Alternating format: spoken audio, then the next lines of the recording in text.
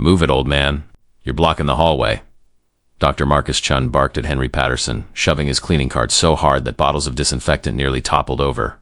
It was a Wednesday morning in March at Manhattan's prestigious St. Catherine Memorial Hospital, and Marcus was in an especially foul mood after losing a high-profile patient the week before. Henry, 68 years old, simply lowered his head and whispered a quiet sorry, "Doctor," as he pressed himself and his cart against the wall. He wore the hospital's standard gray custodial uniform, his weathered hands gripping the mop handle with the kind of quiet dignity that comes from years of enduring disrespect. Marcus was 34 years old, head of the cardiac surgery department, and drove a Porsche that cost more than most people earned in 3 years. He had that particular arrogance that comes from never having struggled for anything in life, born into a family of doctors, educated at Harvard, trained at Johns Hopkins. To him, people like Henry were just human furniture, obstacles that occasionally needed to be moved aside. "Stephanie." Marcus shouted to his surgical nurse as he stormed into his office. "How many times do I need to tell facilities to keep the cleaning staff away from the surgical wing during morning rounds?"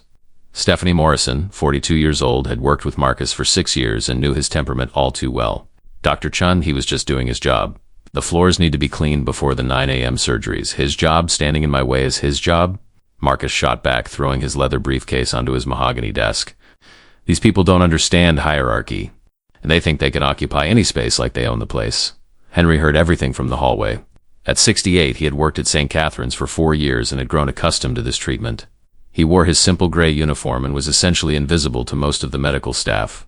But he listened to everything, observed everything, and remembered every humiliation. The morning proceeded normally until the mail arrived with a package that would change everything. It was a thick manila envelope with international postage, addressed directly to Dr. Marcus Chun. When he opened it and saw the contents, his expression transformed completely. Inside were several documents in a language he had never encountered, filled with strange symbols and impossible-to-pronounce words. The papers appeared official, covered in stamps and seals. "What the hell is this?" Marcus muttered, flipping through the pages with disgust. "Looks like something from another planet." Stephanie approached nervously when he started shouting again. "Stephanie, get in here and deal with this mess. Someone sent me papers in some alien language." She took the documents and examined them carefully, trying to decipher anything that made sense. "Dr. Chun, this appears to be Georgian or Armenian, maybe something from the Caucasus region. There are official stamps and what looks like your name here." "Georgian?" Marcus laughed loudly, that mocking way he always used when someone tried to sound smarter than him. Who the hell speaks Georgian in New York? This must be some international scam. But when Stephanie pointed out that there were numbers that appeared to be dollar amounts in today's date clearly marked, he realized this might be serious. "Then get a translator. There must be some around who can handle this quickly," he demanded. That's when the desperation began. Stephanie called every translation service she knew, but none had professionals available for rare Caucasian languages. As hours passed, Marcus grew increasingly nervous. "What do you mean nobody can do it?" he exploded, slamming his fist on the desk. "I'll pay whatever it takes. This city has 8 million people and nobody can translate some damned papers?" The news spread through the hospital. Staff members gathered curiously, trying to help with online translation apps, but nothing worked. That's when Amanda from Medical Records brought information that left Marcus panicked. "Doctor, official documents like these usually have response deadlines. If you ignore them, you could lose legal rights." Marcus examined the papers again and saw a date clearly marked for that same day. 6 p.m. It was almost 3 p.m. and he started sweating, imagining he might be losing an important opportunity. "This is ridiculous," he shouted to all the gathered staff. "A hospital of our caliber can't solve a simple translation problem?" That's when his arrogance took complete control. Marcus, at the height of his frustration, decided to turn it into a cruel joke. He held the documents high and shouted for the entire wing to hear. "Listen up, everyone. I'll give my monthly salary to anyone who can translate this thing." He laughed loudly as if it were the funniest thing in the world. $45,000 to whoever understands this Martian language. The staff laughed along, thinking it was a joke. After all, $45,000 was more than most of them earned in a year. Nobody took it seriously. "For that price, I'll learn any language in 5 minutes, shouted Robert from administration. Everyone laughed even harder. The situation had become collective comedy, with staff making jokes about invented languages and extraterrestrial translators. Marcus loved being the center of attention, especially when he could demonstrate his financial superiority. But amid all this chaos, one person observed everything in absolute silence. Henry was in the hallway organizing his cleaning cart, paying attention to every word. For 4 years he had been treated as invisible, heard prejudiced comments, been ignored as if he weren't human. When he got close enough to see the documents Marcus was waving in the air like trash, his eyes widened. Not in surprise at the language, but at the content he could understand perfectly. Those papers weren't spam or regular business correspondence. They were documents from an international medical foundation informing about a $15 million, a research grant left by a deceased colleague specifically designated for Dr. Marcus Chun. Henry swallowed hard. The documents explained that Marcus had been selected as the sole recipient of a revolutionary cardiac research fund established by Dr. Georgi Bereds, a Georgian cardiovascular pioneer who had recently died. But there was a deadline until 6 p.m. that day to confirm receipt and begin the legal process. He looked at the clock. 3:30 p.m. There was still time, but not much. And there was Marcus making jokes about something that could completely change his career. Offering his monthly salary to whoever could solve a problem Henry could resolve in 10 minutes. Henry felt a mixture of indignation and opportunity. For 4 years he had been humiliated, treated as if he were stupid, ignored as if he didn't exist. Now he had the chance to show that appearances deceive. He took a deep breath and stepped forward.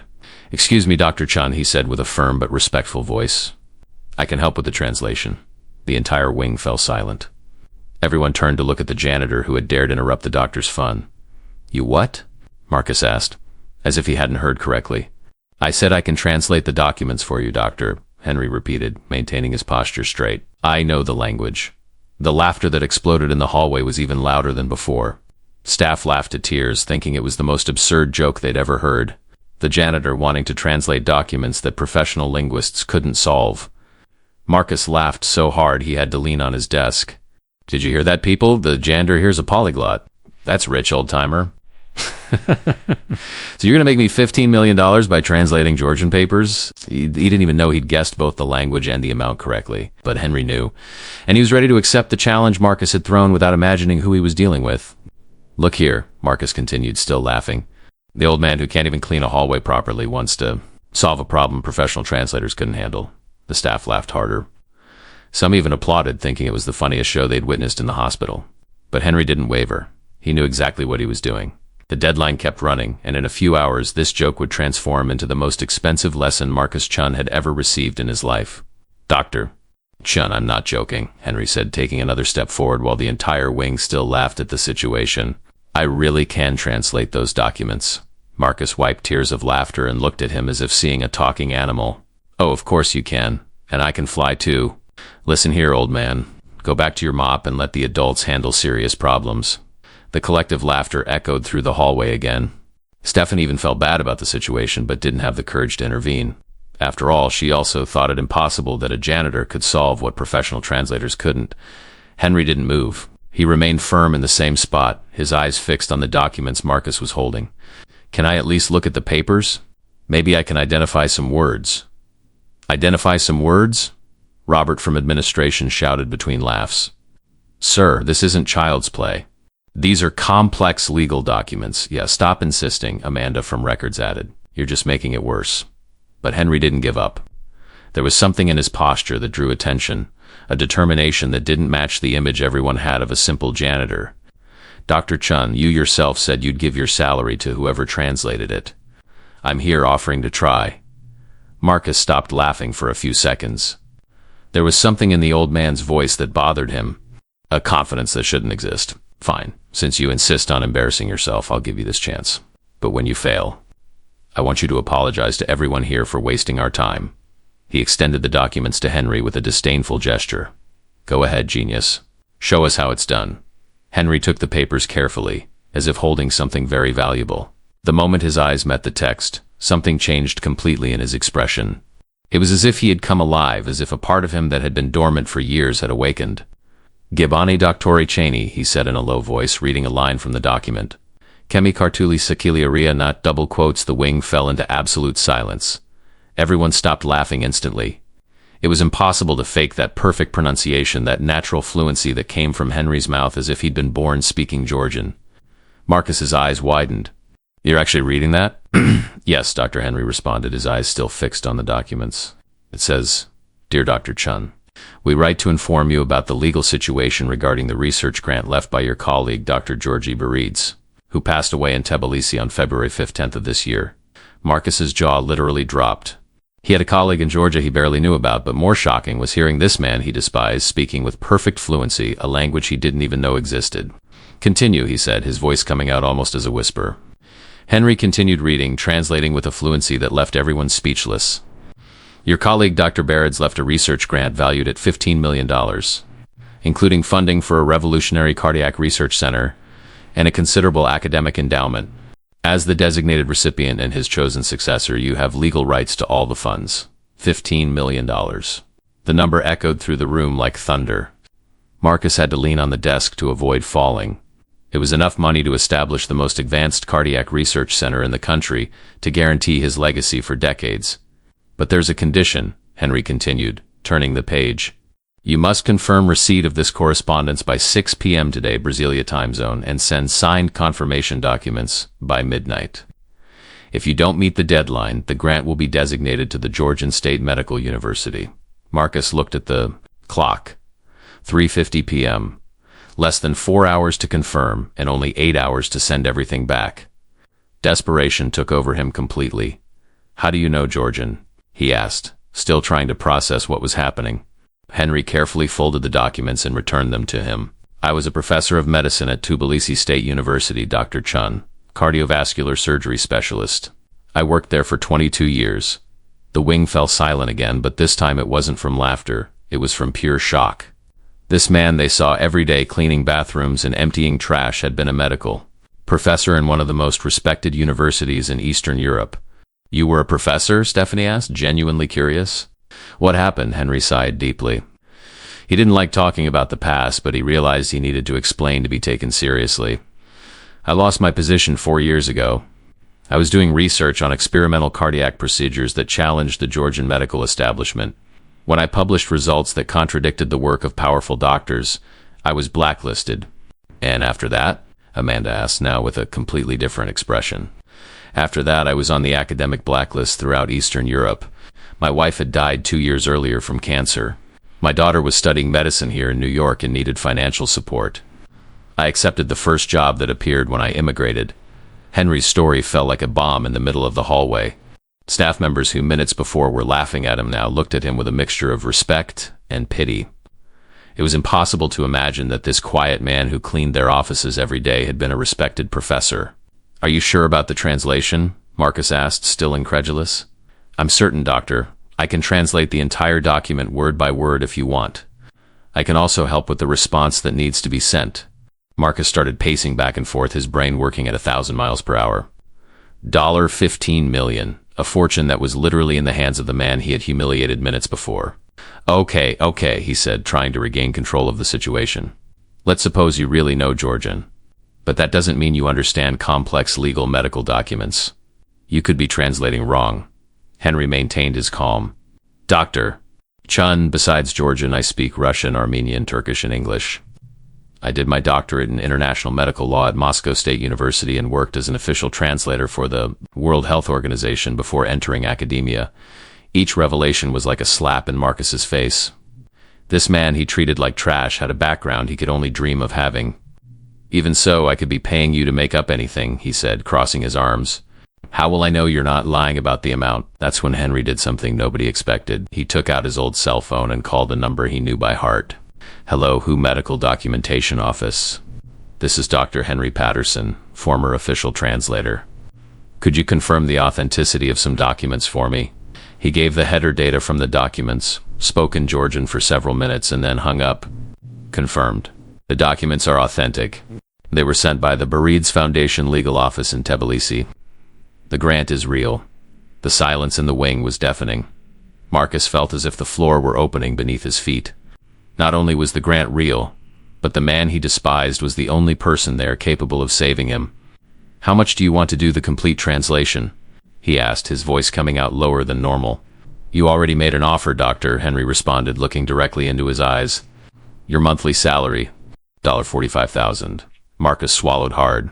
It was a high amount, but compared to $15 million, it was almost nothing. "Fine, I accept. But it all has to be ready by 6 p.m. "It will be," Henry said confidently. "But I'll need a computer, internet access, and for nobody to interrupt me. Stephanie set up the conference room for him, Marcus ordered, still somewhat dazed, and give him everything he needs. As Henry headed to the conference room, the staff began whispering among themselves. It was impossible to completely process what had happened. The invisible janitor had revealed himself to be a highly qualified professional, and now he was about to save the hospital from a lost opportunity. "I can't believe he really knows Georgian," Robert murmured to Amanda. "Man, he called the wet in front of us," Amanda responded. "You can't fake something like that." Marcus stood in the middle of the hallway, still trying to understand how he had so underestimated someone. For 4 years, a former medical professor had cleaned his office and he never noticed. Worse, he had treated him as if he were inferior, as if he were stupid. But his arrogance hadn't completely disappeared yet. "Well, at least we discovered he's not a common janitor," he said to Stephanie. "But I still find this whole story strange." In the conference room, Henry sat before the computer and began to work. For the first time in 4 years, he felt truly useful again. His fingers flew across the keyboard, translating not just words but capturing all the legal medical nuances that a common translator would miss. While he worked, he thought about everything he'd been through. 4 years of humiliation, of being treated as if he were invisible, of hearing comments about his supposed stupidity. Now, ironically, he was the one saving the man who most despised him. The clock showed 4:15 p.m.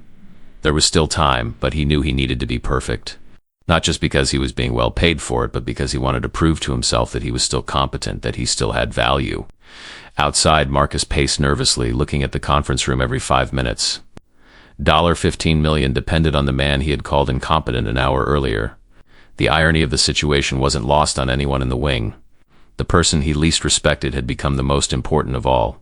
At 4:45 p.m., Henry emerged from the conference room with a stack of papers in hand and an expression Marcus couldn't decipher. The entire wing stopped to watch as he approached Marcus's desk, walking with a posture that no longer matched the janitor image everyone had of him. "Done, Dr. Chun," he said, placing the neatly organized documents on the desk. Complete translation with all legal medical terms explained, and the response letter already drafted in Georgian. Marcus grabbed the papers with trembling hands. The translation was impeccable, with each paragraph explained in detail. It wasn't just a literal translation, but a professional document that included explanatory notes about the Georgian medical legal process. "Here's everything about the grant," Henry continued, pointing to specific sections. Dr. Barides was director of the Tbilisi Institute of Cardiovascular Research. He had no children, and you were selected through a rigorous international process as his successor based on your published work on minimally invasive cardiac procedures. Marcus read each line with widened eyes. The fortune was even greater than he'd imagined.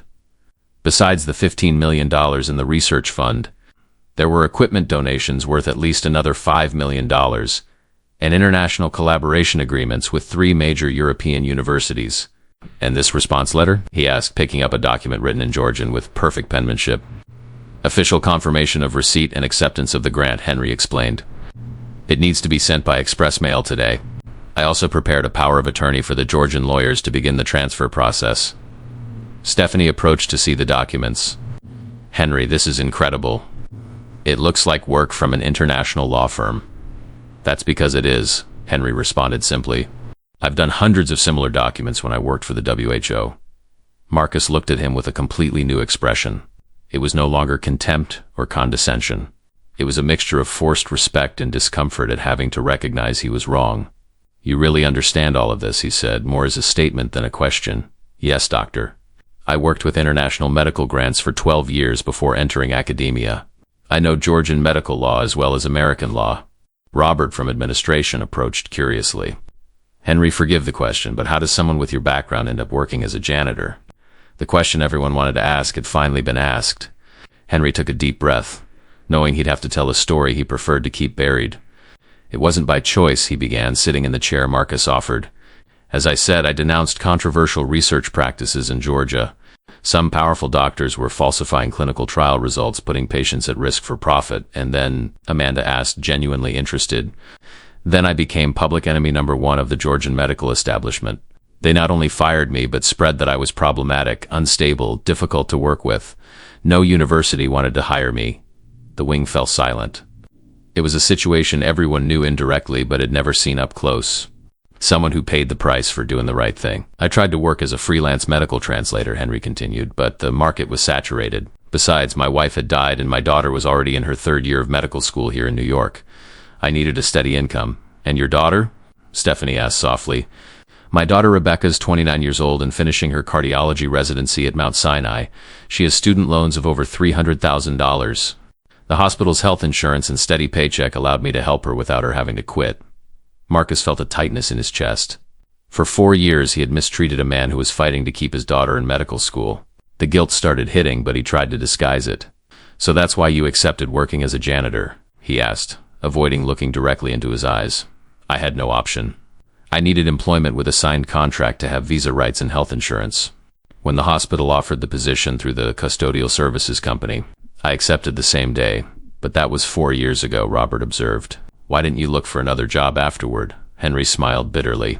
Do you think it's easy to explain in an interview why a former medical professor is working as a janitor? People think you're lying or that you did something very wrong.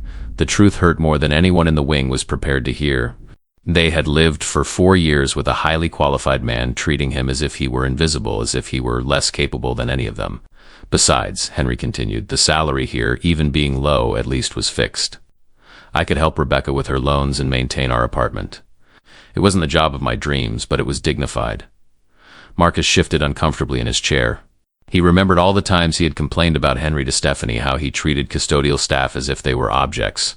You never thought about telling anyone about your background? Amanda asked. What for? For you to think I was lying? To be fired for not fitting the position profile? Henry shook his head. I learned that sometimes it's better to be underestimated than discredited. And your daughter, how did she handle all this? Stephanie asked. Rebecca got a job as a research assistant while doing her residency. She earns less than she should, but at least we're managing to survive. She never made me feel lesser because of the work. Never. Marcus looked at the clock, 5:15 p.m. There was still time to send the documents. But he needed to go personally to the express courier to guarantee they'd arrive on time. Henry, I need to go to the courier now, he said, standing up. But before I go, I want to say something. Everyone in the wing paid attention. Marcus rarely made speeches, and when he did, it was usually to complain about something. I treated you badly during these 4 years, he began, clearly uncomfortable. I didn't know your story, but that doesn't justify it. Nobody deserves to be treated the way I treated you. Henry looked at him with a neutral expression. Thank you for acknowledging it, Dr. Chun. No, let me finish, he insisted. You just saved me from losing the biggest opportunity of my life. An opportunity I almost threw away out of pure arrogance. The wing was in absolute silence. They had never seen Marcus apologize to anyone, much less to a staff member. You're going to receive the $45,000 I promised, he continued. But besides that, I want to offer a real job. Medical consultant and official translator for the hospital's international research department. Salary of $120,000 per year with full benefits. The offer caught Henry by surprise. He had expected to receive the money and return to his normal routine, but he didn't expect a job offer. I don't know what to say, he responded honestly. Think it over carefully, Marcus said, picking up the documents. But know that it would be an honor to have someone with your qualifications officially working for this hospital. As he rushed out to the courier, the wing remained in a strange atmosphere. Staff members who minutes before saw Henry as a janitor now looked at him as a respected professional. Henry Robert approached. I want to apologize. I laughed at you today and that was wrong. Me too, Amanda added. I never imagined you'd been through all that. One by one, staff members approached to apologize. Henry received the apologies politely, but it was visible that the situation made him uncomfortable. He wasn't used to being the center of attention. You don't need to apologize, he said. I know it was just an unusual situation, but we do need to, Stephanie insisted. We worked with you for 4 years and never bothered to really get to know you. Henry smiled for the first time that day. Thank you. That means a lot to me. At 6:20 p.m., Marcus returned from the courier, sweaty and breathless, but relieved. I made it. Documents sent with guaranteed delivery tomorrow morning in Tbilisi. He approached Henry, who was still in the room talking with other staff members. So what do you think of the offer? Dr. Chun, it's a generous offer, he responded, but I need to think about it. It's not a simple decision. Of course I understand, but I hope you accept. Having someone with your experience would be incredible for our international research programs. Henry nodded. I'll talk with my daughter and give you an answer tomorrow. Perfect. Marcus smiled. And Henry? Yes, thank you. Not just for the translation, but for teaching me a lesson I needed to learn. Henry picked up his bag and headed for the door. See you tomorrow, everyone. When he left, the wing fell silent again. Everyone processed what had happened. A man they saw as invisible had revealed himself to be the most competent person in the place. Man, Robert murmured. We worked 4 years with a former medical professor and never knew. Imagine how many other people we misjudge every day, Amanda reflected. Marcus sat in his chair, still processing everything. $15 million were on their way. But more important than that, he had learned something about himself that he didn't like at all. For 4 years, he had treated an extraordinary man as if he were trash. And ironically, it had been Henry who saved him when he needed it most. The lesson was just beginning. The next morning, Henry arrived at the hospital at his usual time, 7 a.m., but this time he wasn't wearing the gray custodial uniform. He wore a simple white dress shirt and black dress pants, but they made him look like a completely different person. The staff members arriving early were surprised to see him in the reception area, sitting in chairs reserved for visitors. "Good morning, Henry." Paula, the receptionist, greeted him with a genuine smile. "You look great today. Very different." "Thank you, Paula. I'm waiting for Dr. Chun to give my answer about the job offer." "Oh, that's good. I hope you accept." "Yesterday everyone was talking about your story. It's impressive what you've been through." Henry smiled, still getting used to the fact that people now treated him differently. For 4 years he had been practically invisible, and now everyone wanted to talk to him. Marcus arrived at 8:30 a.m., half an hour earlier than normal. He was anxious to know Henry's answer, but also nervous about how it would be to work with someone he had treated so badly.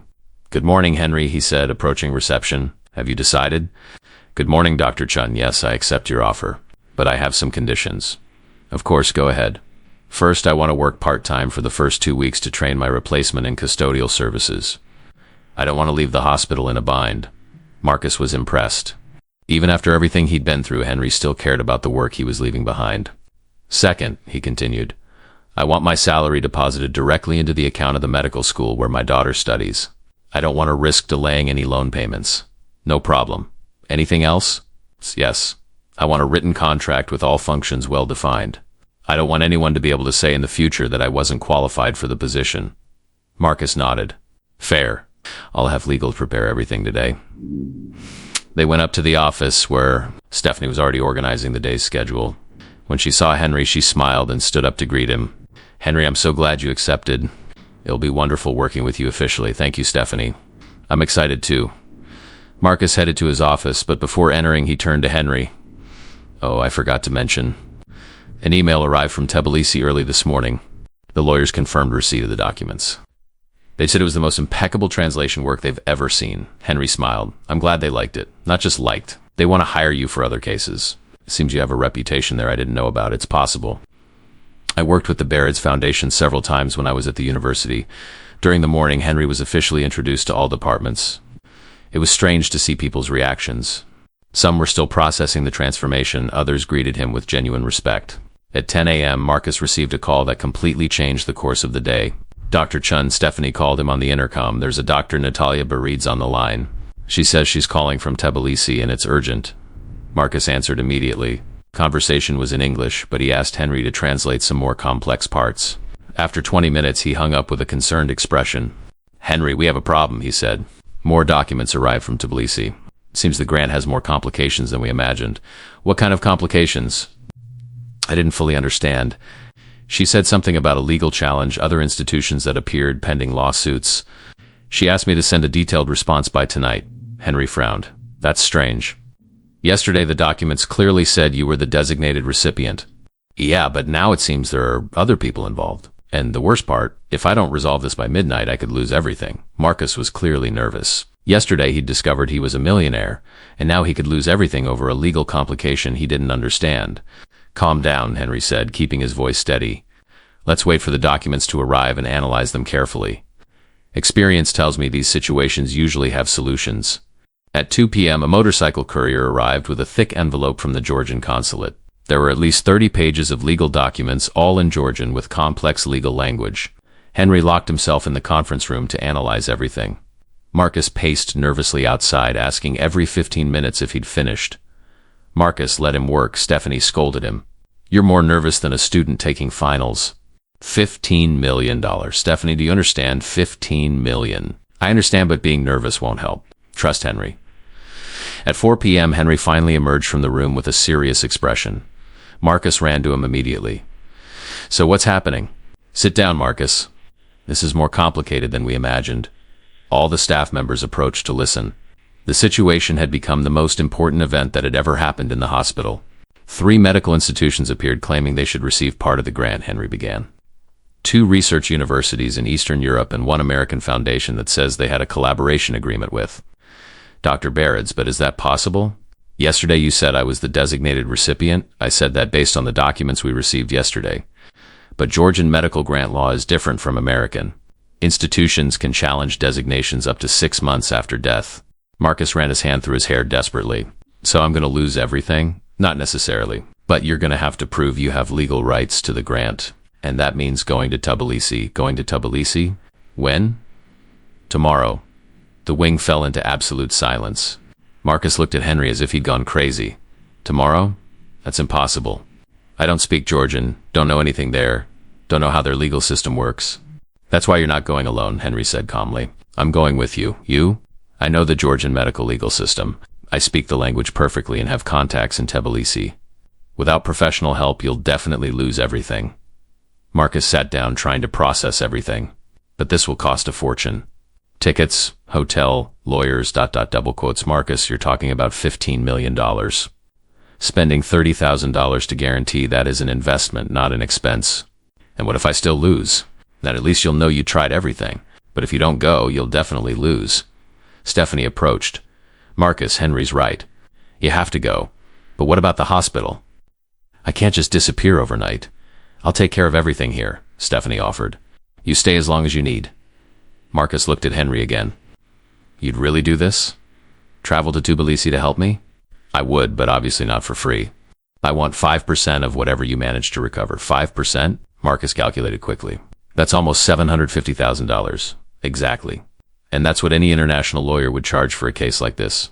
Probably more. Marcus thought for a few seconds. $750,000 was a lot of money, but compared to losing $15 million, it was almost nothing. Okay, he said, extending his hand. Deal. Henry shook his hand. Then let's prepare everything. I need to call my contacts in Tbilisi. You need to arrange express passport renewal, and we need to book flights for tomorrow night. Tomorrow night? Isn't that too fast, Marcus? The legal hearing is the day after tomorrow in the morning. If we're not there, you automatically lose everything. The hospital turned into an anthill. Stephanie ran to the travel agency. Robert went after passport documents. Amanda organized Marcus and Henry's schedules, and Henry made calls to Tbilisi. I got it, he said to Marcus after an hour on the phone. My former colleague Georgie will receive us at the airport. He's a lawyer specializing in international medical grants. Is he good? He's one of the best in Georgia, and he owes me some favors. Marcus sighed with relief. At least we'll have help there. We will. But Marcus, I need you to understand something. What? There you'll just be another foreigner trying to claim a grant. I'll be your only bridge to their legal system. So for God's sake, don't treat me like you treated me here. Marcus turned red. Henry, you don't need to explain, you just need to respect me. Because if you humiliate me in front of the Georgians, they'll take their side and then you can forget any chance of winning. Understood? I promise it won't happen. Good. Now let's prepare the documents we need to take. While they worked together organizing papers, Marcus observed Henry with growing admiration. He was completely in command of the situation, solving problems Marcus didn't even know existed, talking with international lawyers as if they were old friends. Henry, he said, can I ask you something? Sure, why are you helping me? After everything I did, you could just let me screw myself alone. Henry stopped organizing the papers and looked at him. Because, Marcus, I'm not you. I don't treat people badly just because I can. The answer was like a punch in the stomach. Marcus realized he still had much to learn about character and dignity. Besides, Henry continued, $750,000 will change my family's life. My daughter will be able to finish her medical residency without debt. I'll be able to retire with dignity, and maybe even go back to research. You deserve that and much more, Marcus said sincerely. Thank you.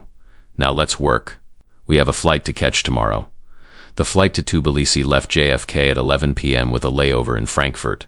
Marcus was visibly nervous, checking his phone every 5 minutes and constantly asking if Henry was sure everything would work out. Henry, on the other hand, was calm and focused, reviewing documents and making notes in Georgian. Have you been to Tbilisi before? Marcus asked when the plane took off. Many times. I lived there for 22 years. I know the city like I know New York. And this Georgie who's going to receive us? I met him at a conference on international medical law. We worked together on several cases of Americans who died in Georgia, leaving grants and inheritances. He's very serious but fair. Marcus tried to relax but couldn't stop thinking about everything at stake. Henry, do you really think we have a chance of winning? Marcus, stop asking that. We're going to get there. I'll analyze the documents carefully. I'll talk with Yorgi about legal strategy. After that, we'll know exactly where we stand. The flight was long and exhausting. Marcus barely slept while Henry took the opportunity to study Georgian medical laws on the tablet he'd brought. When they arrived in Tbilisi at 2 p.m. local time, Henry was fully prepared. Georgi Kaftaradze waited for them at the airport. A 55-year-old man, gray hair, impeccable dark suit. When he saw Henry, he smiled and greeted him in Georgian with a warm hug. Henry, my friend, it's so good to see you. You look well, He said in English with a heavy accent. Georgi, thank you for receiving us. And this is Dr. Marcus Chun, my client. Yorgi greeted Marcus with a firm handshake. Dr. Chun, I read the documents Henry sent me. Complex situation, but not impossible. In the car heading to the hotel, Georgi explained the scenario better. 3 institutions challenged the grant. 2 universities claimed Dr. Barrett's promised to leave funding for them. The American Foundation says they had a collaboration agreement. Is that true? Marcus asked. We don't know yet. Tomorrow we're going to the registrar to analyze original documents, then to the office handling the grant. Henry translated everything for Marcus, who was increasingly worried. Seems like everyone in Georgia knew my colleague except me. Normal and international grant cases, Georgi explained. Institutions appear like mushrooms after rain when money's involved. They arrived at the hotel in downtown Tbilisi, an elegant historic building. Marcus had reserved 2 suites, wanting to demonstrate he had money to properly fund everything. Marcus, rest a bit, Henry suggested. Tomorrow will be a long day. Aren't you going to rest? I'm going to meet with Georgi to review strategy. I need to understand exactly what the weak points of the challenge are. Marcus was impressed once more. While he was nervous and lost, Henry worked methodically to solve the problem. The next morning at 8 sharp, they were at the Tbilisi Central Registrar. It was an old building with dark corridors and officials who looked like they'd stepped out of a period film. This is different from America, Marcus murmured as they waited in a huge line. Georgia has more complex bureaucracy than America, Georgi explained, but also more organized. All documents are here since 1800. When they reached the counter, Henry conversed in Georgian with an elderly female official who seemed to know him. After a few minutes, they were taken to a special room where they could examine original documents. What did she say? Marcus asked. That she remembers me from the university days. That helps a lot. Georgians respect those who speak their language properly. They spent 3 hours examining documents, birth certificates, marriage certificates, death certificates, property records, grants. Henry read everything carefully, making notes and discussing details with Georgi. I found something interesting, he said to Marcus. Dr. Barrett's made 3 different wills in the last 5 years. Is that legal? It is. But the last will, made 3 months before death, is very specific. He revokes all previous wills and leaves everything to you as his designated medical research successor. Georgi nodded. That strengthens your position a lot. But we still need to prove the other institutions don't have legal claims. How do we do that?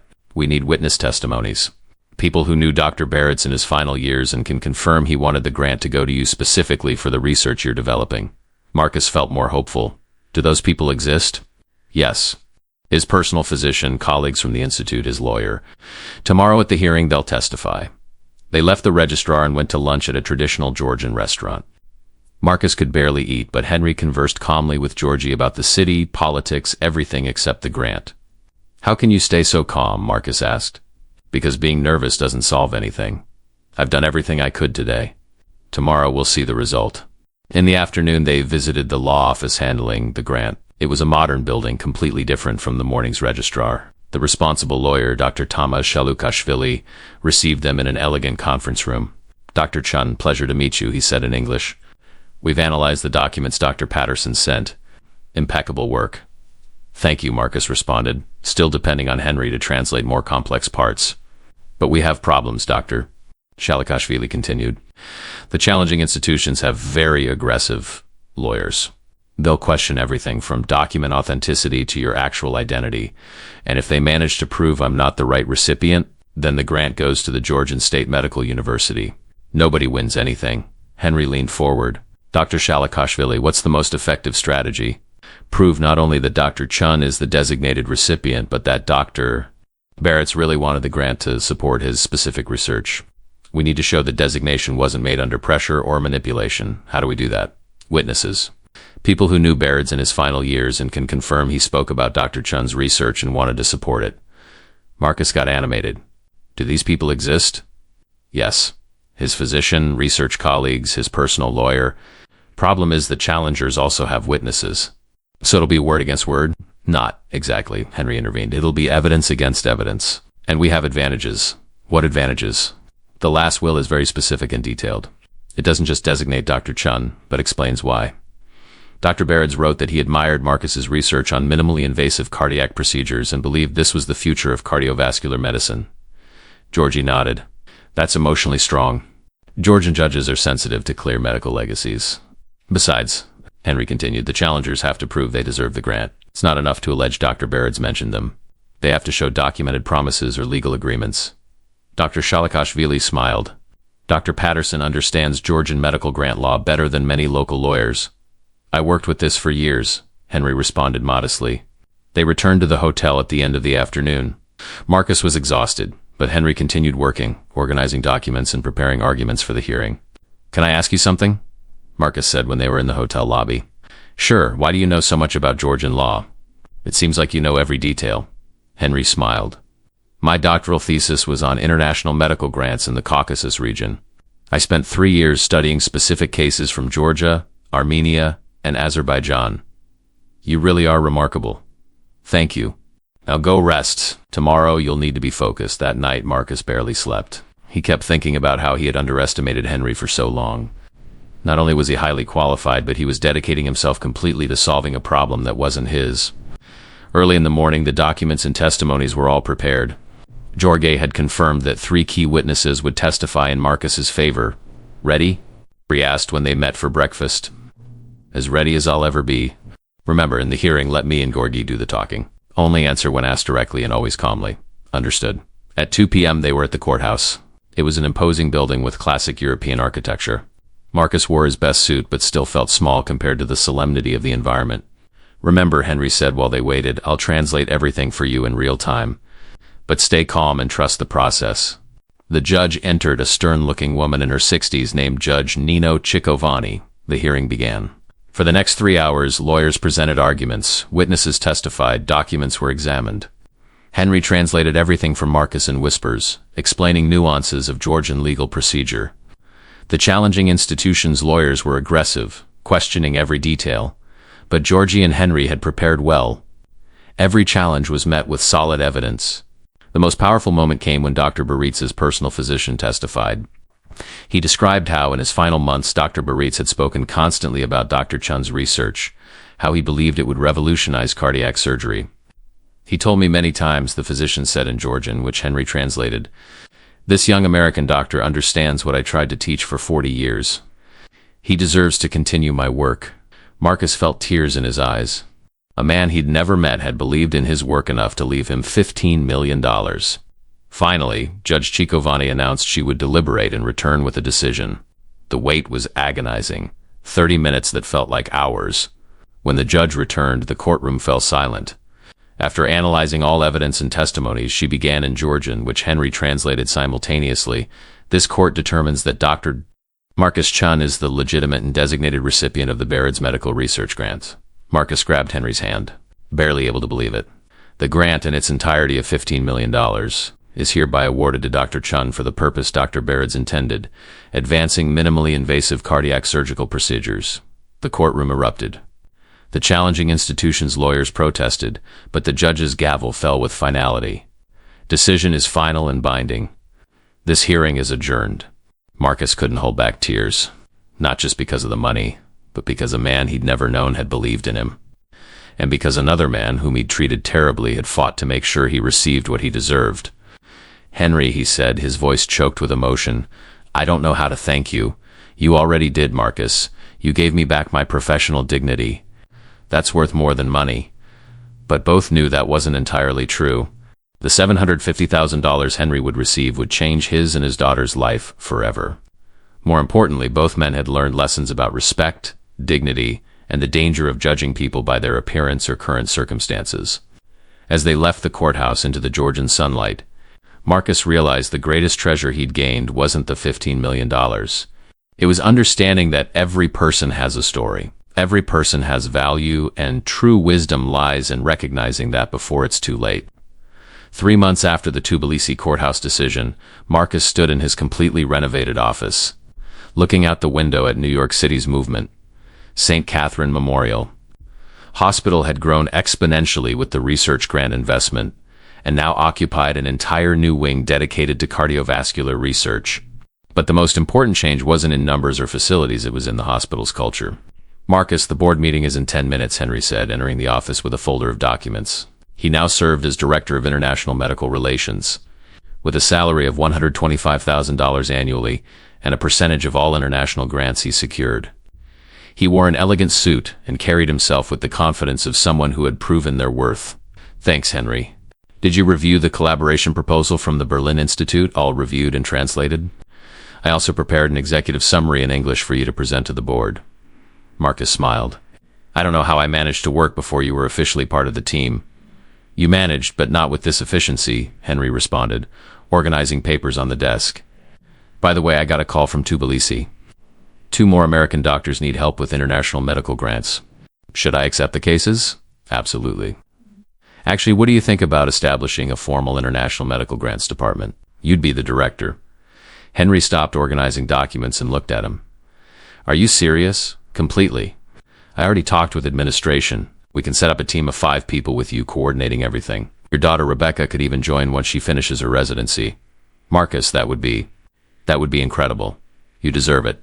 Your work these past 3 months has brought in over $8 million in international collaborations." A knock on the door interrupted them. Stephanie entered, now promoted to Director of Hospital Operations. "Sorry to interrupt, but something wonderful just arrived." She was holding a large bouquet of flowers with a card in Georgian.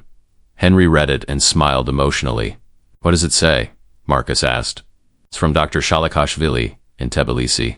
He secured another major case and wants me as technical consultant. Says my reputation in the Caucasus region has grown tremendously since your case." "Your reputation has grown everywhere," Marcus said proudly. "Last week I got a call from the AMA asking if you'd be interested in working as their official medical translator for Eastern European cases." "Really?" "Absolutely. They said you were the most competent medical translator they'd ever encountered." Henry sat down, clearly moved. "You know, Marcus, sometimes I still can't believe all this is happening. 3 months ago I was an invisible janitor, and now you're recognized for what you always were. An exceptional professional who never had the opportunity to show their value. Thank you for giving me that opportunity. You gave me the opportunity. Henry, without you I would have lost $15 million out of pure arrogance." They were interrupted by celebration sounds from outside. Through the window they could see hospital staff hugging and shouting with joy. "What's happening?" Marcus asked. Stephanie ran in with tears in her eyes. "Marcus, Henry, Rebecca just called. She matched into the cardiothoracic surgery fellowship at Johns Hopkins." "Rebecca?" Marcus asked, confused. "My daughter," Henry explained, also starting to cry. "She applied for the most competitive fellowship in the country and she got in," Stephanie shouted. "Not only got in, but ranked first in the national match." Henry broke down crying. For years he'd dreamed his daughter could reach the highest levels of medicine, but never imagined it would actually happen. Now, with the financial stability he had, Rebecca could achieve any dream. The office door burst open, and Rebecca herself ran in. A 29-year-old woman, tall, brilliant, and driven like her father. She threw herself into Henry's arms, both crying with happiness. "Dad, I did it. I actually did it." "You did it, sweetheart. I'm so proud of you." Marcus watched the scene with a tight chest. He remembered how he'd treated Henry, how he'd mocked his supposed stupidity, how he'd assumed Henry had no dreams or ambitions. Now he saw that Henry not only had dreams, but had fought tirelessly so his daughter could achieve hers. "Dr. Chun," Rebecca said, turning to him with tears in her eyes, "thank you. My father told me how you changed our family's life." "Your father changed my life," Marcus responded sincerely. "He taught me lessons I'll never forget." "He taught me too," Rebecca said. "He showed me that dignity doesn't depend on your job title, that you can clean floors in the morning and still be brilliant."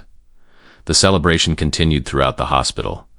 Staff members who had witnessed Henry's transformation gathered to congratulate Rebecca. "This calls for an announcement," Marcus said, calling everyone's attention. "As you all know, this hospital has grown tremendously in recent months. We've had record profits, expanded our research programs, hired exceptional new staff." He looked directly at Henry. "But 3 months ago, I almost lost everything because I was too arrogant to recognize the talent right in front of me. I treated one of the most competent people I've ever met as if he were invisible. Marcus. Henry tried to interrupt. Let me finish. You saved me not just financially but as a person. You taught me that competence has nothing to do with job title or salary. You taught me that dignity doesn't depend on uniform or social position. The hospital was completely silent. Staff who had witnessed Marcus's transformation knew this moment was special. That's why he continued, I'm announcing that starting today, 10% of all hospital research profits will be distributed equally among all staff members. Doesn't matter if you're a director or custodian, if you have a doctorate or not. Everyone who works here honestly deserves to share in the success. The reaction was immediate. Staff members began applauding. Some cried, others hugged. It was the first time many of them felt truly valued in a job. Additionally, Marcus continued, we're creating a scholarship fund for staff members' children. Nobody will have to quit their education due to lack of money. And we're establishing the Dr. Henry Patterson Award for Excellence in Medicine, given annually to a medical professional who overcame adversity to achieve greatness. Rebecca approached Marcus with tears in her eyes. Dr. Chun, thank you. You have no idea how this will help other families. Your father taught me that everyone deserves a chance, he responded. Now it's my turn to give those chances. Henry approached and hugged Marcus. Thank you. Not just for what you're doing now, but for recognizing you were wrong. That takes more courage than most people have. I learned from the best. That evening, Marcus and Henry stood on the hospital roof looking at the New York skyline. Marcus said, when I made that bet, I'll give you my salary if you can translate this. I thought I was being funny. I had no idea it would change my entire life. Mine too, Henry said. That moment gave me back something I thought I'd lost forever, my professional dignity. And it gave me something I never had, humility. They stood in comfortable silence watching the city lights. Marcus, can I ask you something? Anything. Do you really believe people can change, or did you just learn to hide your arrogance better? Marcus thought carefully before answering. I think I've really changed. Every day I remember how close I came to losing everything because I judged you by your uniform instead of your character. That keeps me humble. Good. Because the world needs more people who learn from their mistakes and more people like you, who maintain their dignity even when others try to take it away. 6 months later, Marcus and Henry were invited to speak at the American Medical Association conference about their experience. The story of the janitor who saved the surgeon had become famous in medical circles. Standing before 2,000 physicians, Marcus told the complete story. He didn't hide his initial arrogance or how badly he'd treated Henry. He spoke honestly about his mistakes. I learned that the most important person in a hospital isn't necessarily the one with the most impressive degree, he concluded. It's the person with the most character, the most knowledge, and the most dedication. Sometimes that person is cleaning your office and you're too blind to see it. The audience gave a standing ovation. When Henry took the microphone, he spoke about maintaining dignity in difficult circumstances, about never giving up on your dreams even when the world tells you you're not good enough. Dr. Chun gave me my career back, Henry said. But more importantly, he proved that people can change, can grow, can learn to see beyond titles and uniforms. After the conference, dozens of doctors approached to share their own stories of underestimating support staff who turned out to be remarkable people. The hospital's transformation became a case study in medical schools. The St. Catherine model was taught as an example of how respecting all staff members, regardless of position, leads to better outcomes for everyone. Rebecca completed her fellowship and joined her father's department at St. Catherine's, becoming one of the youngest attending cardiothoracic surgeons in the country. Marcus's research, funded by the Barrett's Grant, led to breakthroughs in minimally invasive cardiac surgery that saved thousands of lives. But perhaps the most important legacy was simpler. Every person who worked at St. Catherine's, from surgeons to janitors, knew they were valued, knew they were seen, knew they mattered. Because one doctor had learned the most important lesson medicine can teach, that healing begins with seeing the humanity in everyone, regardless of their station. And one janitor had proven that dignity, competence, and brilliance can exist anywhere if only we have the wisdom to recognize them. The end.